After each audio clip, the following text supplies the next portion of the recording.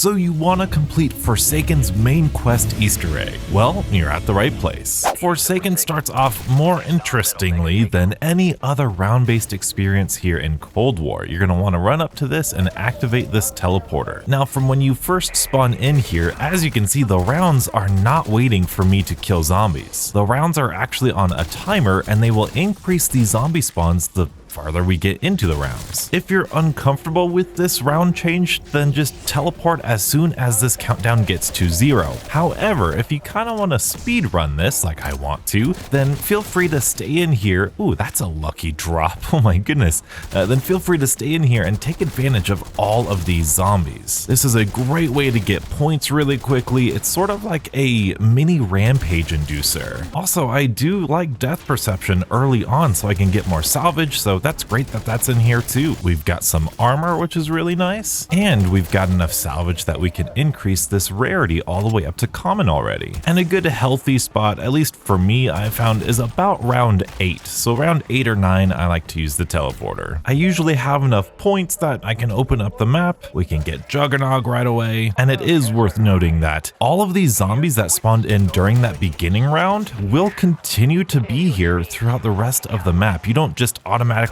end round 8 as soon as you go through the teleporter. All of these zombies are still alive and well. Well, they were. But progressing on through the map, I like to go through here, open up this door, get stamina up, and obviously head on up through the teleporter, jump on down, go through this door, and I like to get all of the pieces as well as the loose change there. Piece number 1, piece number 2. These are all highlighted obviously on your HUD as well. And if you have depth perception, you can see them through the wall. And the last one right here. And we can fix the teleporter. Through here, I really should get more ammo. We're going to see how much this door is. And at the very end here, we should have the Abomination. Yep, right on through, and I'm going to buy some more ammo real quick. And we're going to try to shoot his weak spot as soon as possible. The Abomination is one of my favorite boss zombies. He's really tanky, but he has weak spots and he's very fair with the attacks that he does. And if you just shoot him in the mouth as soon as they're purple, you can actually shoot him whenever, but the mouth is his weak spot. So obviously when it's glowing purple, you can do that. And we're going to use this time teleport to the tower. We're going to get ourselves Pack-a-Punch as well as the power turned on right now. And immediately after that, we're going to hit this red button right here and we're going to activate the main quest. And from here, I'm actually going to get ourselves some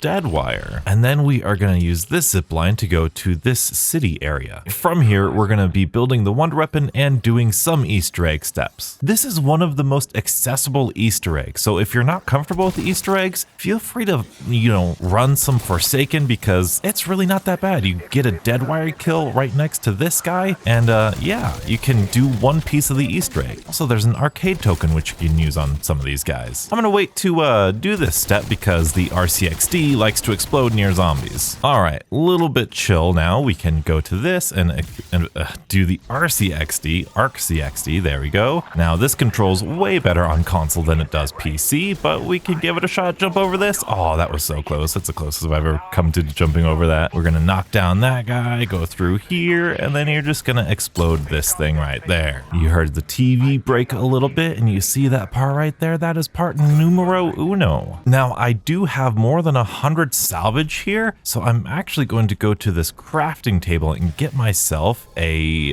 flamethrower because one of the pieces, hey, perfect guy right here, one of the pieces to the wonder weapon, you need to flame this guy, and the most consistent way of doing that is with the flamethrower. Now, as opposed to building the wonder weapon, you could always go through trials. Trials are a great way to get the wonder weapon in all of the maps, but I kind of want to show you the way I do it because this really isn't too difficult. Now, a couple rounds after you open Pack-a-Punch, you're going to get a really cool little asteroid just flying in right there. I am going to upgrade my weapon to blue rarity, and against my better judgment, I am going to try to complete this step. All you need to do is run over this, and you will get a whole ton of boss zombies that spawn in. Now, this can get pretty overwhelming, but take your time, Pack-a-Punch your weapons like I didn't, but you'll first get a bunch of Plague Hounds, and then some Tempests, and then some Mimics. This is a pretty good wide open spot to train. This is actually one of my favorite training spots when I'm just casually casually playing this map. Once all of the plague hounds are dead, you can come in here, kind of jump back over this and maybe interact with it a little bit, and you should see some tempests spawn in. Just like everything in Cold War, if you're having trouble, maybe get some kill streaks, maybe use some equipment, and just make sure you're not hoarding points like I currently am right now. All right, and there's some mimics. In fact, I am going to use my Molotovs right there because I can feel my gun kind of getting a little weak. It's round 12 and I don't have it pack-a-punched yet. All right, that mimic is dead, and we can pick up this crystal. Very good. Gonna be smart here and go up to the pack-a-punch area and actually pack-a-punch my weapon and put on cryo freeze because it's my favorite. And then I'm gonna make my way to the bunker area because we need an abomination to destroy a crystal for us. Get myself some dead shot, and we also need an abomination in here to knock down this thing. And the last couple times I've played this map, I've noticed an abomination naturally. Look, that was a beautiful shot. That was a good shot, Donuts. I've noticed an abomination naturally spawn in here as soon as you start this step. Now, in terms of getting him to shoot you, I don't think I have a reliable way to do that. There we go, and that should get the crystal. Very nice. Now we can kill him, and he's dead. Very good. Get that crystal, and we are ready for the, oh, maybe don't stand in the fire, Donuts. Now, all we need to do is put all of the crystals in here and get some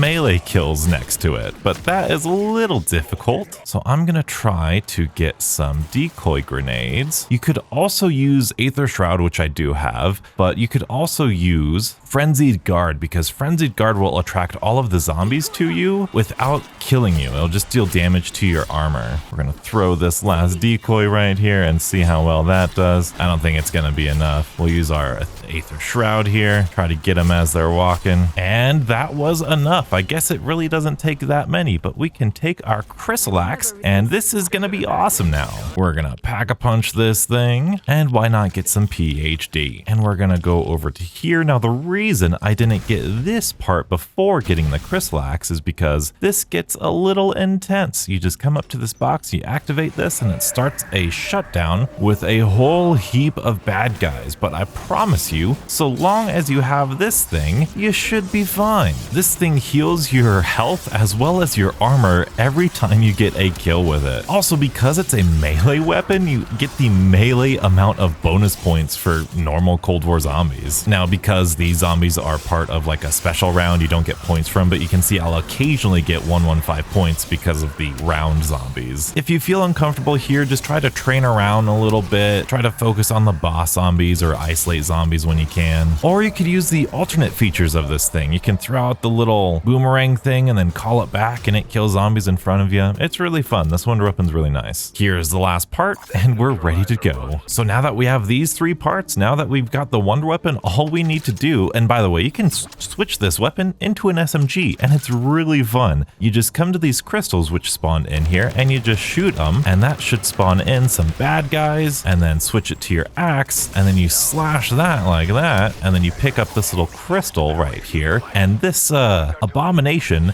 don't kill him because that's not the thing you do. You throw that crystal at him, he'll actually eat it, and that'll change his little tail to red, and then all you gotta do is kill him, and just like that, you've got a new crystal, and that's part of a charge that you need for this thing that we're building. And the next crystal is going to be found in the spawn area. Switch back to our SMG, and this is actually one of the most difficult little orbs to shoot I've found, just with all of the truck things and how fast it goes, so maybe do this one first. Alright, that's all good. We'll take this crystal and we'll wait for the abomination to spawn in. There it is. We'll throw a crystal at it. If it doesn't eat the crystal, you can just get a new one right from the little area. There it is. Very good. Little slashy slash. There's the next crystal. And the final crystal you might have seen a little bit earlier in the video is right on top of here. Just shoot the orbs again. Not a big deal. Slash that thing. Get the crystal. Wait for the abomination, which I think usually spawns in down here. There you are. Throw the crystal at him. This guy does not want to eat this crystal. Come on, abomination. Eat it. Thank you. And just like that, we are ready to go. go. So we are essentially boss fight ready now. I'm going to get level 3 armor, and actually I am going to get a little bit more points to get Pack-a-Punch tier 2 on this weapon. Pack-a-Punch. And from here, I know it's pretty early. It's round 17, but you can push a couple rounds if you feel uncomfortable, if you want some extra perks, if you want some equipment. I think before I go, I'm going to get some Casimir mechanisms real quick, just like that. Very good. And I'm going to see how much Quick Revive is. Awesome. I will get some Quick Revive. And we are going to go. I've got Molotovs and a Casimir mechanism. I've got my field upgrade ready to go, and I'm going to build this neutralizer. Now, you do still have one more moment before the boss fight. I think we need to activate this, so you can continue to kill zombies and gain up points and do all this, but you get a really nice little side cutscene kind of thing. Something about Dr. Peck and an explosion somewhere. I don't know. But whenever you're ready, you just hop up to here and then activate it, and we should be ready for this next step. This is actually a really fun step, very reminiscent of the second Outbreak Easter eggs step.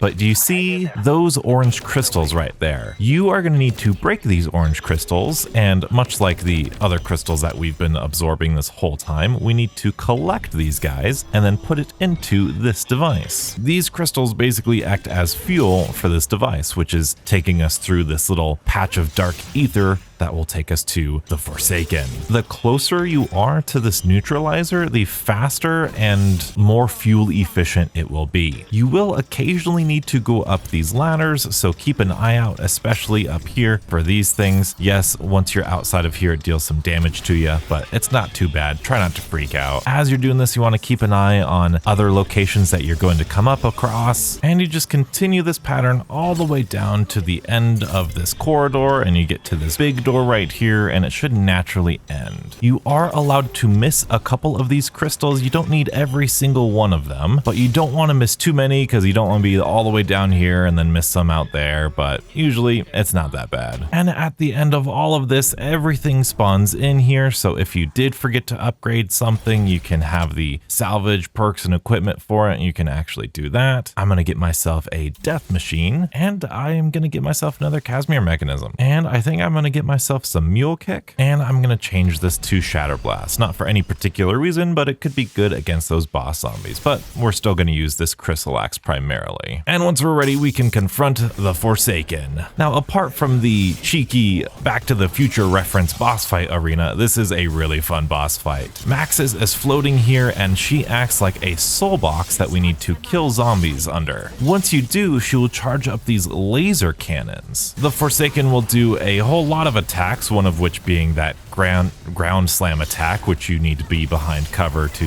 protect yourself against. Samantha has charged up the second laser. You can do the lasers one at a time or whatever order you want to. Unfortunately, these lasers won't do anything until his armor is gone, and that is what we use this SMG style of wonder weapon to do. The first weak spots are his shoulder blades, so you just kind of want to train around a little bit, shoot at his shoulders, take cover whenever he does that ground slam attack. You can get a good picture of what that looks like right there. If you want to use a certain specific weapon, you absolutely can, but it really doesn't matter. I really like using the wonder weapon because it's really fun, and it's also pretty effective too. And you can see the crystals will explode, and exposing his weak spot, they will become immune, and then you can hop on here to this laser where you are immune to all the other zombies. Just make sure you're shooting the shoulder or whatever the weak point is, making sure you're getting those damage indicators, and you did it. Go over to this cannon now. You can do his other shoulder. You are allowed to lose a couple hit spots. You can see I don't need the full charge for that, but he is already halfway dead. Now you will be teleported to this really cool mid-game cutscene that I'm really excited about the future of Zombies 4, but it really has no gameplay, so it is what it is. So this attack is pretty intense, this laser eye attack. You just want to slide and move around as quickly as possible, but from now on, it's basically the same thing all over again, except this time his weak spot is his belly, I think. Yeah, it's his belly. So this attack is like a little frost blast attack, which I think lore-wise is also pretty cool. I wonder where he learned this trick. I always try to focus on either charging up Maxis for these laser cannons or shooting at the Forsaken and taking down his defenses. If you do run out of ammo with this thing, using the opposite effect will get you more ammo. Oh, and this little charge thing right here, these are actually really fun.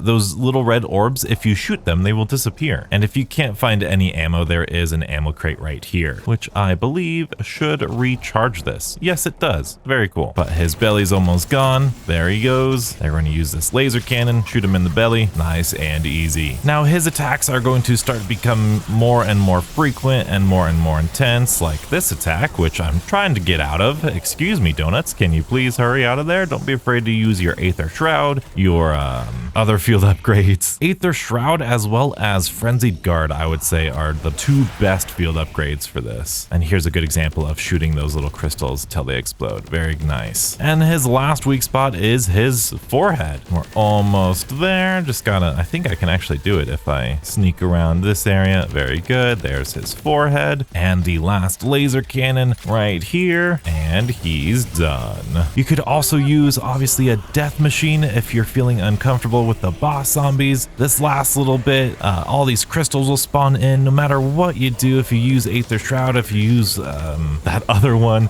you will still die, unfortunately, but that's all part of the plan. And congratulations, you beat the Forsaken and saved this reality for now. And I gotta say, this is one of my favorite endings in all of Zombies. And if you didn't know, I have guides on every single other Cold War main quest. Yes, even Outbreak's main quest. Be sure to check all of them out right here and stay beautiful.